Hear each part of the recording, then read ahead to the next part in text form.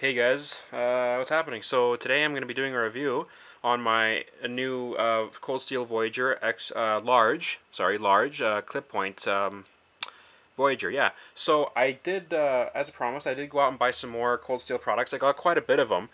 I I spent quite a bit of money on them. I did want to try out all the blade styles and all of the different variations, but I don't have infinite amount of money, so I got the large clip point one, and I got the large Vaquero here, and I also got a 3-inch medium Vaquero, fully serrated.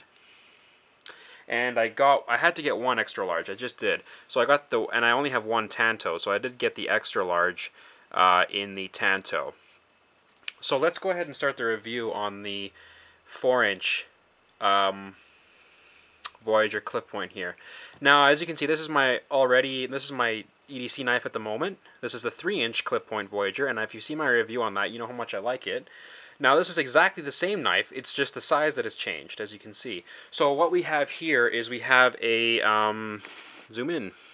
What we have here is a 4-inch blade from here to the tip, and it's the same type of steel. It's the Japanese AUS 8A stainless steel, and this comes with a beautiful stonewash finish. You can see I've been cutting some crap, but not crap, so to say, just some stuff.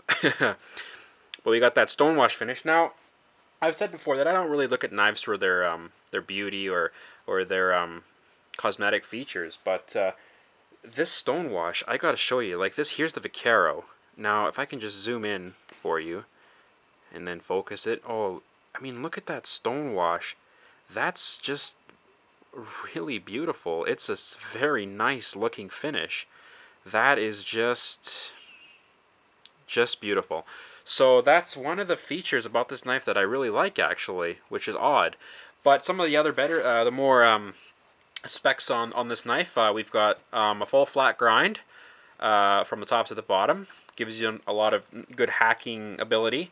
And we've got 2 thumb studs. We've got one on each side for easy deployment. If you need a hand opening up your knife, you just flicker back. And we've got that non-existent jimping on this knife again. I don't really need jimping. I'm not doing a lot of pressurized cutting like this, or I need to stop my hand on the top like that. But a lot of guys that knife enthusiasts or guys that are just into their blades and stuff, this is a problem to them. They're the jumping on the Voyager, but I'm not going to complain about it. It's not a big deal to me. Okay, so onto the handle. We've got grivery for the handle on each side, and on the grivery we've got the iron cross checker pattern. You can see the iron crosses there. Very, very grippy, super grippy. I like that. It's not as grippy as the G10 on the Recon 1, but it does a decent job. Here's our finger inserts. We've got one large insert over here for obviously the index, and we've got a raised area for the 2 middle fingers, and then a little spot in the back for the pinky. So, somewhat like that.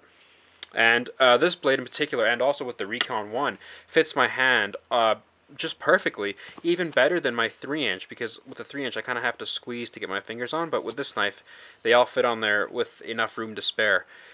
Here's our pocket clip. As you can see, the paint's really starting to come off, and I haven't even had this knife more than 3 days, and so don't expect that stuff to stay, guys. We have an insert on the other side for the extra pocket clip that it comes with, in case you want to carry this knife on the other side of your body. Here is the lanyard hole, in case you want to equip this knife with a small lanyard or a large lanyard or whatever. Here's our knife lock, or unlock, I mean. Push that down and we get the knife to close. Alright, so upon opening this knife, we all know that if we're talking about these Voyagers, the best feature on this knife is the Cold Steel Triad lock. The best lock back I've ever felt in a knife. I've owned a lot of Spyderco's, Kershaw's, Columbia River, Gerber, just other folders, even Swiss Army knives, and that lock is just one hell of a beast of locks. That lock, it's just going to be almost impossible for you to get that lock to fail on you. That's really what the best feature on this knife, besides that stonewash. I don't know, the stonewash to me, I do like that, because other than the steel's not the best, la-di-da, but honestly, this knife performs just fine for the steel it is. So this knife, I assume, is going to do the same. But anyways, what was I saying about the lock? Yeah, so if you want a knife that can do its best, to match the strength of a fixed blade knife, I'd choose a cold steel for sure. It'll do the best job at that. I don't think anybody else will come close to that, honestly, in my honest opinion. So like with this knife, it's been about a year, and I haven't had to adjust the screw here to tighten or loosen the blade. I assume the same thing with this blade.